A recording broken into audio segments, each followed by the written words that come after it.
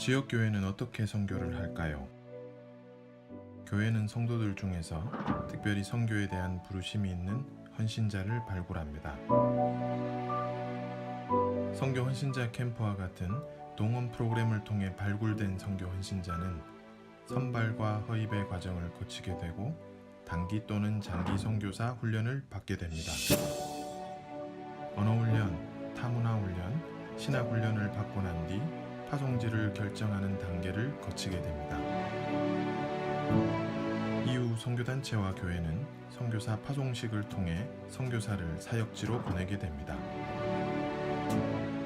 여기서 파송식 세레모니는 성도들과 선교사의 동력을 약속하는 시간입니다. 교회가 선교사를 지원하고 함께 기도하겠다는 약속의 시간이며 특별히 하나님께 부르심을 받은 선교사의 헌신을 통해 많은 선교의 동원이 일어나는 시간이기도 합니다. 파송된 선교사는 선교지에서 4년에서 6년 동안 한 주기의 사역을 감당하고 귀국하여 본국사역의 시간을 보냅니다. 이 과정은 몇 주기 동안 반복되며 노년의 선교사는 귀국과 함께 은퇴하게 됩니다. 선교 동원부터 파송, 그리고 은퇴까지 교회는 이 과정을 어떻게 감당할 수 있을까요?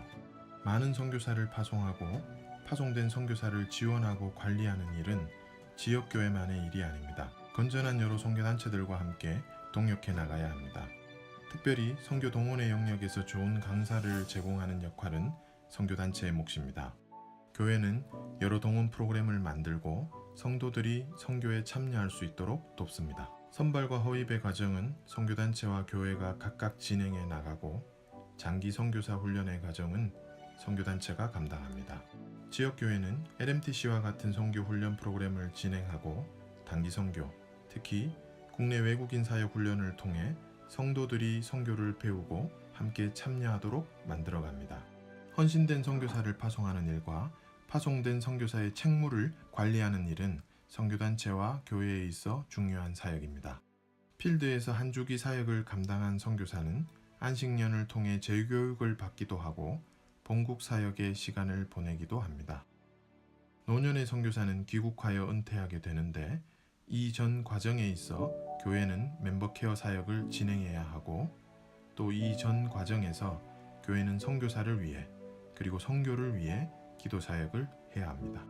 이렇듯 선교 동원부터 파송 그리고 은퇴까지 교회는 건전한 선교 단체들과 협력해야만 이 일을 감당할 수 있습니다. 주님의 몸된 교회는 목양 구조와 선교 구조를 포함하고 있습니다. 목양 구조는 지역 교회를 말하며 선교 구조는 선교 단체와 선교 필드를 말합니다.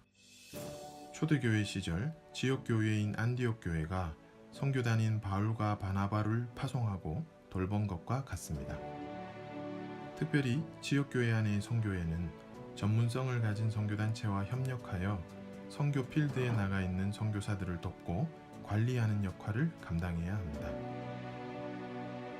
그렇다면 대구동신교회 선교회는 어떤 구조를 가지고 있나요? 1973년 대구동신 세계선교회가 창립된 이래 46년 동안 선교회는 이 구조를 유지해 왔습니다.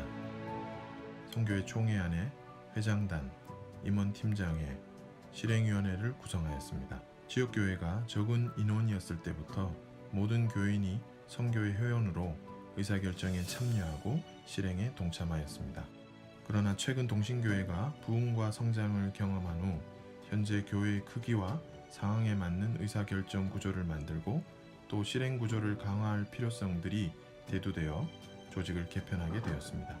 실행위의 두 가지 역할인 의사결정과 실행을 분리하여 선교협의회라는 의사결정기구를 신설하고 기존의 실행위원회는 전문성을 높여 실행구조를 강화하는 쪽으로 개편하였습니다. 의사결정기구인 선교협의회는 이런 특징을 가지고 있습니다. 중대한 사항을 결정하고 상위 리더십의 의견과 성도 및 실행위원들의 의견을 적극적으로 받아들이는 구조입니다. 목양 구조의 리더십과 선교회 구조의 리더십이 균형을 이루는 구조이며 협의회를 통한 의사결정 사항을 타 부서 간의 협력을 끌어낼 수 있는 리더십으로 구성됩니다. 또한 선교협의회는 전문성 있는 의사결정을 해야 합니다. 선교협의회는 목양 리더십인 담임 목사님을 대변하는 선교전담 목사와 선교회를 대변하는 회장 장로를 비롯한 여러 리더십이 균형을 이루는 구조이며 선교전략연구팀을 통한 선교의 전문성을 확보하여 의사결정을 하는 협의회입니다. 여기서 만들어진 정책들이 교회의 전 영역에 있어 협력을 이루어내고 실행위원회를 통해 전문성 있게 사역들이 진행될 것입니다. 선교 실행과 관련 있는 타 부서와 협력을 위해 회장단 아래에 융합선교협의체를 두고 있습니다. 그렇다면 실행위원회는 어떤 구조로 되어 있으며 어떤 역할을 감당하나요? 실행위원회는 9개 팀으로 구성되어 있습니다. 동원팀, 기도팀, 훈련팀, 홍보팀, 복지지원팀, 단기선교팀, 의료선교팀, 외국인 예배부로 구성되어 있습니다. 실행위의 역할과 액션 플랜들입니다. 여기 적힌 많은 사역이 현재 진행되고 있으며 또 진행되어야 할 부분입니다. 모든 사역과 플랜은 팀이 단독으로 시행하는 것이 아니라 유기적으로 협력하여야 합니다. 특별히 동원팀이 주로 감당해야 할 플랜들이 강조되어 있습니다. 헌신자 비전 캠프, 청년 동원, 선교회 워크샵 등 성도들이 선교에 참여할 수 있도록 하는 역할입니다. 기도팀이 중심이 되어 사역해야 할 부분들입니다. 예수열방 기도회가 매월 시행되고 있으며 선교사의 기도 편지를 통해 성도들이 더 기도 사역에 함께할 수 있도록 하는 역할들이 필요합니다. 훈련팀은 LMTC를 비롯한 샌더스쿨과 같은 훈련 프로그램을 주관하고 있습니다. 앞으로 국내 외국인 사역을 위한 훈련 프로그램들이 이루어질 것입니다. 홍보팀은 다른 팀들과 가장 많이 유기적으로 함께 사역하는 팀입니다.